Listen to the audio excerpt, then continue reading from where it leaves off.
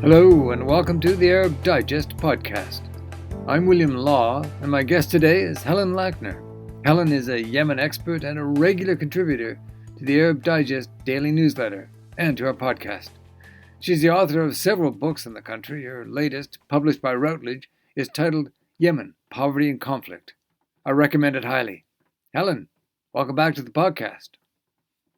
Well, thank you, Bill, for inviting me and particularly for giving some attention to Yemen at a time when lots of other things in the world have been happening, grabbing everybody's attention, which Indeed. somehow seems to have managed to allow the Yemenis and the Saudis and the Emiratis to do all kinds of amazing, important things, which kind of have largely been unnoticed, except by those who are really focused on it. Well, yeah, let's get to that, Helen. But first of all, just for our listeners, I look at Yemen, and after more than 10 years of civil war, it is a fractured country. I'm just wondering if you can give our listeners a quick verbal sketch of how much territory and how much of the population is under Houthi control, and the extent to which the IRG, the internationally recognized government, is in control of what is left of Yemen. Basically, very little has changed over the last 10 years. And the Houthis control about one-third of the territory and two-thirds of the population, whereas the IRG, insofar as it controls things, controls what's left, i.e. one-third of the population and two-thirds of the geographical area. Of course, that includes enormous areas that are semi-desert or full deserts, which explains the size area. And the Houthis primarily they're focused in the north to the north, and the IRG, what? Yeah, the Houthis are basically in the northwest, but they go down to about 100 kilometers south of Hodeidah. So technically, it's difficult to say that that would qualify as north, given that some IRG areas which are in the desert are far further north on the map. And they control a sort of single area, which is basically the highlands and this part of the coastal Tihama, it's up to from Saudi Arabia, or just a tiny bit below Saudi Arabia, up to 100 kilometers south of Hodeidah, which is about halfway between Hodeidah and the Bab al-Mandab.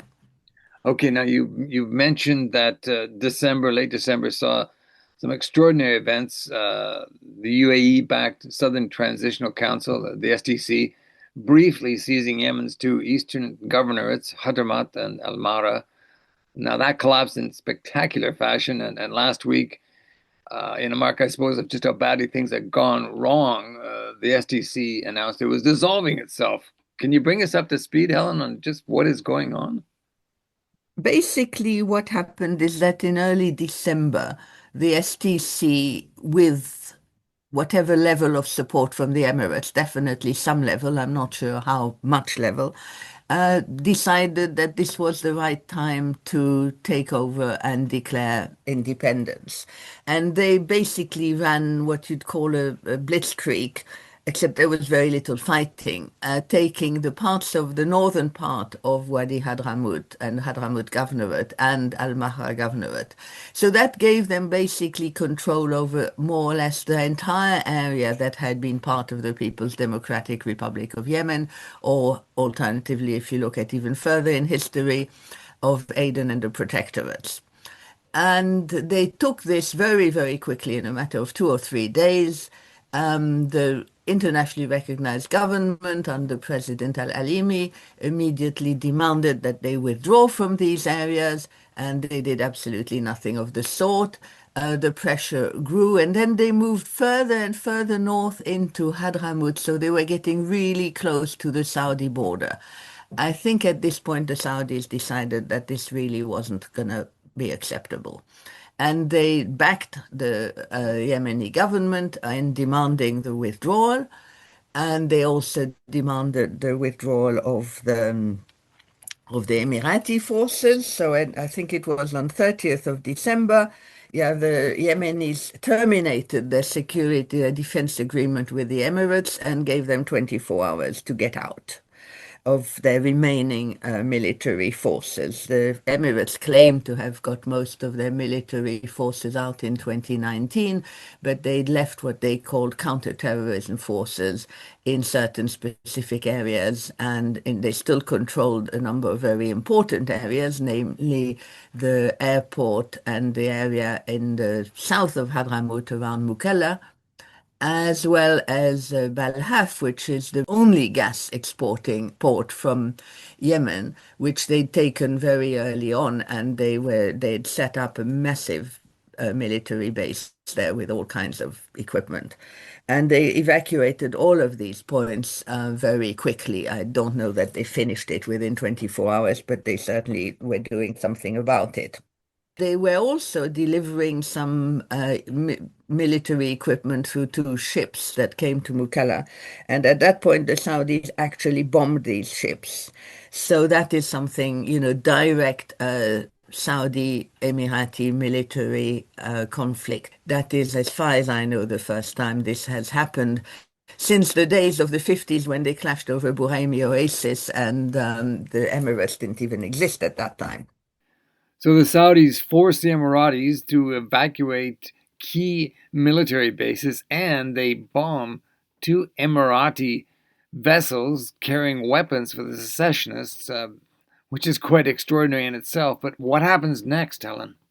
Basically, the Saudi supported forces of the internationally recognized government basically retook those areas very, very quickly, again in a matter of days. So basically, the STC was militarily evicted from Yemen altogether.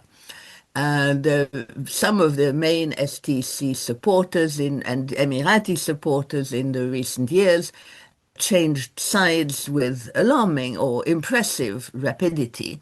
So, for example, the governor of Shabwa Governorate, which is between Hadramaut and Aden, and they're also an important governorate, he changed sides completely, and he suddenly supported the Saudis. He's actually made the STC illegal in his governorate and told it to close all its facilities. So you basically have a situation where the STC has been militarily removed, because other elements that were supporting the STC, in particular an outfit in English known as the Giants Brigade, which is under another major leader of the STC, known as Abu Zahra al-Muharrami. He's a Salafi leader, and he was the head of this Giants Brigade, which was part of the STC. So that, of course, contributed to the weakening, to put it mildly, of the STC position. So the Now, STC, the STC got very quickly and very heavily hammered, both militarily and, as you say, people changing sides with impressive speed. Um, the the STC announcing it had dissolved itself. I mean, what's going on there, Helen? yeah, I'm glad you asked that, because I was just planning to try and cover this. Yes, so basically, after they were defeated, apart from the STC and Emirati supporters, like non-STC people who had already changed sides, or at least apparently changed sides, once the STC were largely defeated, they were asked to come to Riyadh to participate or to discuss the future. A plane was supposed to go from Aden to Riyadh, containing most of its leaders, and it was delayed for a number of hours while Zubaydi basically pretended to plan to go on this plane. Eventually, it left without him. He was taken by boat to Berbera in Somaliland, which, as we all know, has a considerable connection with the Emiratis. He was then flown to Mogadishu and then flown straight on a military plane to Abu Dhabi. This is Zubaydi being the leader of the Yeah, STC. Zubaydi is the number one leader of the STC. So basically, the plane with the 60 odd leaders went to Riyadh. We're not communicating very much for a few hours, but then started communicating again. They also met the senior Saudis, and they declared the STC dissolution. Hmm. Now, Okay. since then, other people have claimed that the STC has not dissolved, and even on Saturday they were demonstrating in the streets of Aden demanding independence, etc. So I think the dissolution of the STC is, let's put it this way, a debatable issue. I think my personal view is that whether it's been dissolved officially or not, it will, elements supporting Zubaydi, who will be primarily people from his home area, which is a very small home area north of Aden, and a few others will continue acting and trying to disrupt any attempt at stability and at installing a proper government Hmm. in Aden. What about Mohammed bin Zayed, the UAE leader? He has invested a lot in Yemen. Some would say quite successfully, but it seems that he's been given a bloody nose now by the Saudis and Mohammed bin Salman. Is that how you see it? And do you think that Emirati engagement in southern Yemen is over and done with, Helen? I think there's no doubt that, as you say, he's been given a bloody nose. And there's no doubt that the Emiratis must be extremely embarrassed and extremely irritated, to put it mildly, at the way this whole thing has been described, because I think every single item of media that I've seen of mainstream media has basically mentioned the Emiratis being humiliated and basically having lost. I think that it's also important to point out that this is not the end of Emirati involvement in Yemen. On the surface, there's no doubt that they're now out. I mean, the defense agreement with the Yemeni has been terminated. Clearly, the relationship with the Saudis is, to put it mildly, sort of stressed.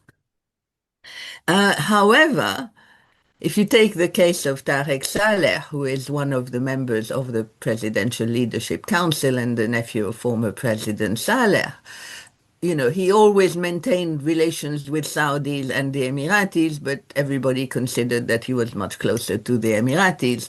And at the beginning of the STC offensive, he aligned himself clearly with the STC.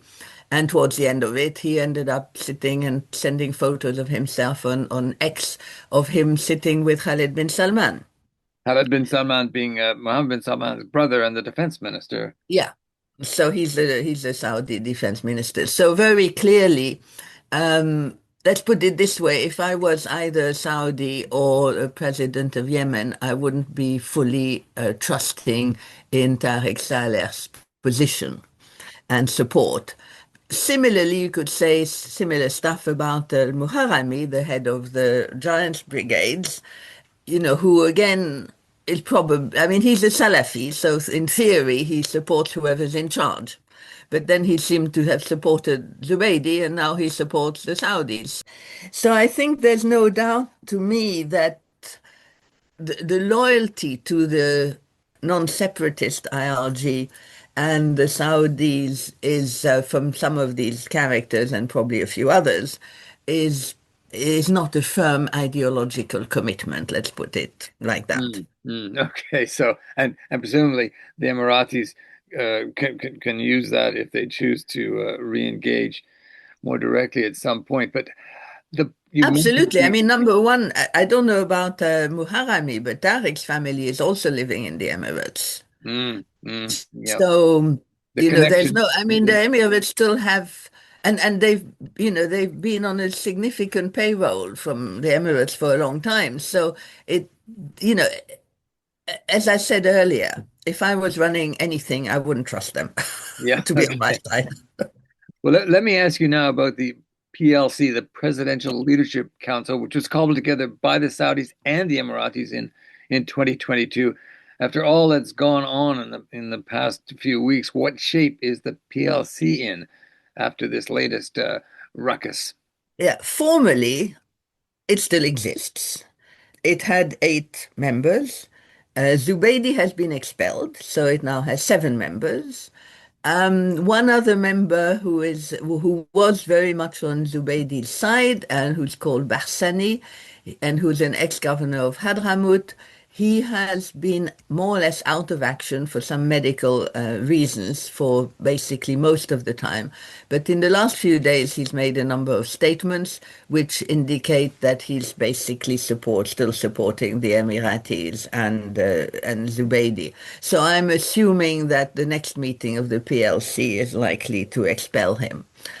So basically, it now has six members instead of eight. One is assuming Barzani is no longer active. He certainly wasn't present at any of the recent meetings. It's an institution which, as you said, was created by the Saudis and the Emiratis together. I don't think there's going to be many institutions under that these auspices in the coming months or years. I think it will be retained with the exclusion of Barzani and Zubaydi, or alternatively, the Saudis might decide to go back to a presidential system and simply have a president with one or two vice presidents instead of having now five vice presidents. I haven't seen much talk about this. It's something that will have to be dealt with. But there's been rumors of transformations of the PLC and of its changes now for at least 2 years, if not longer. And it's only been going for just under 4 years. The main thing at the moment is Al-Alimi remains president and the other members remain there. I think it's probably useful to keep them that way. Possibly it might change if there's a decision to change presidents, but honestly, I don't know. You're listening to the Arab Digest podcast with me, William Law, and the Yemen expert, Helen Lackner.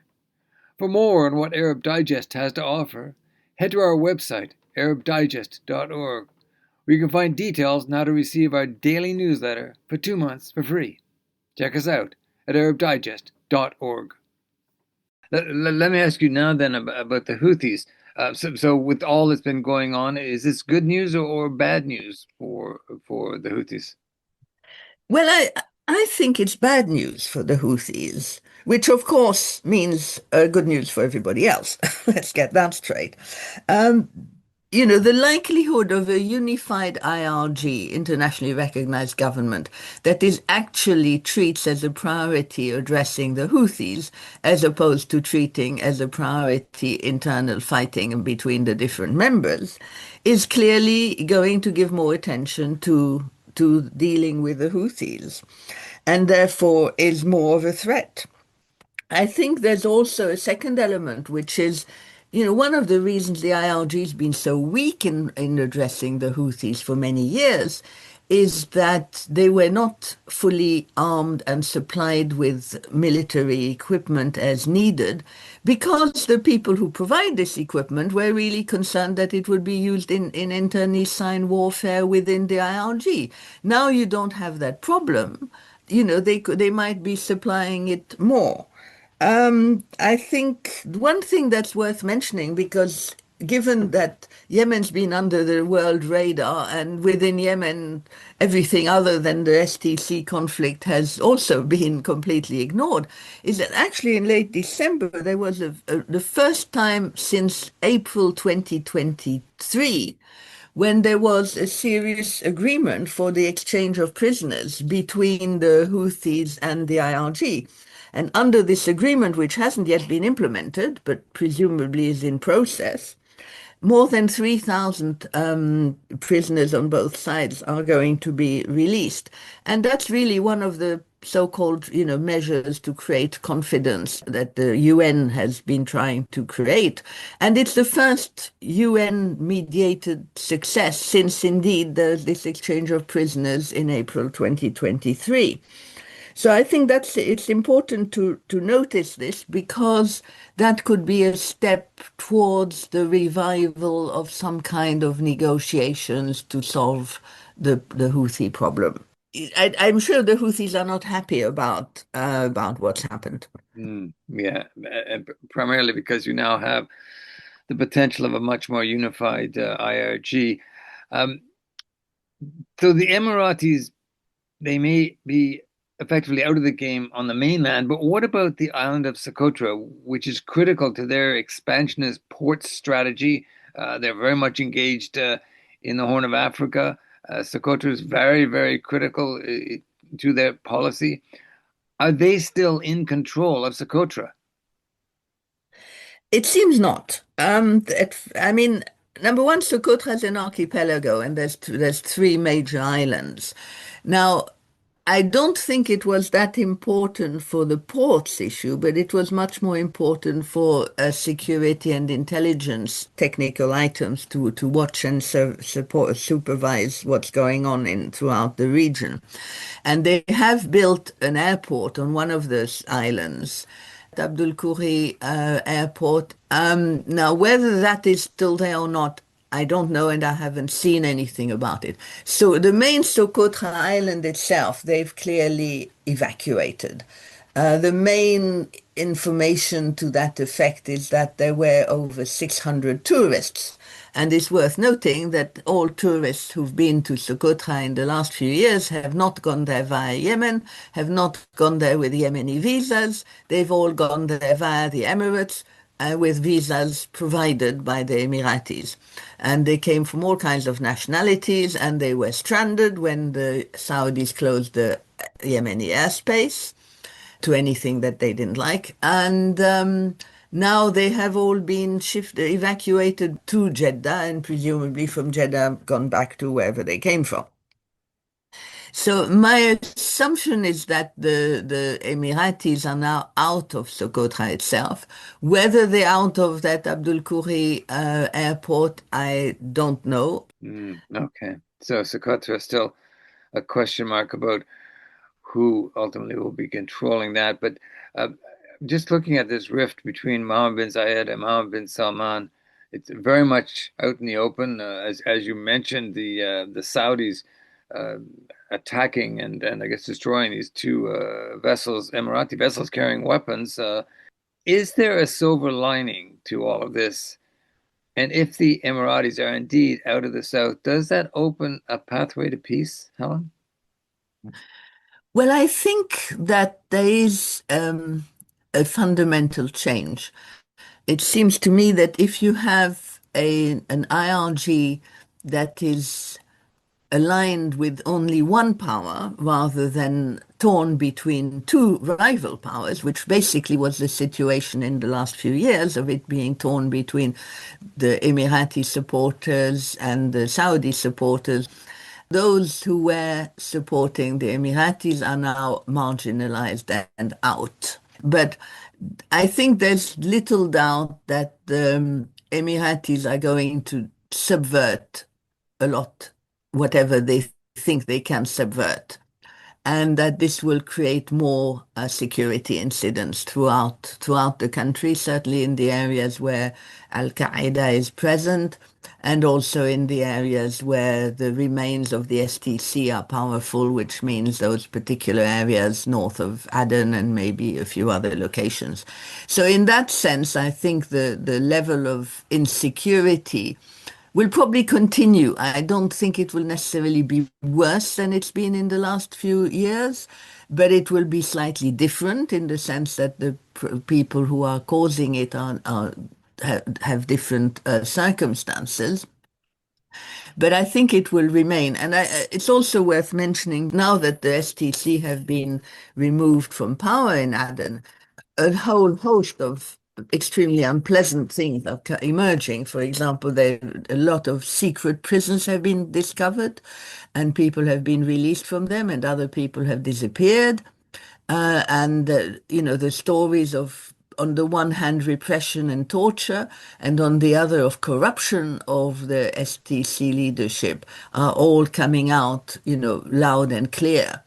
And both of these elements, I think, will probably reduce the support for the STC amongst those people who might have been core supporters of it, particularly the corruption element, having given that living conditions in Aden and elsewhere have deteriorated so dramatically, finding that these guys have been removing large amounts of money is not going to encourage people to support them.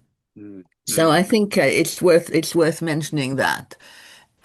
Whether there will actually, the UN is obviously getting active again, or continuing activity, is hoping to find a solution.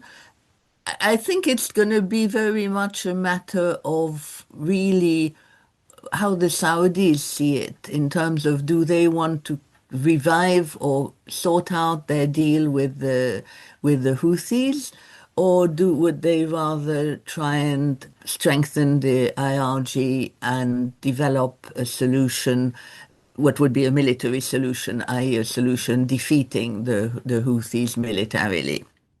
mm, And I think on this one, it's also again worth mentioning something which we haven't really covered, which is which appears to be a totally different thing, but isn't, which is the recognition of Somaliland by Israel.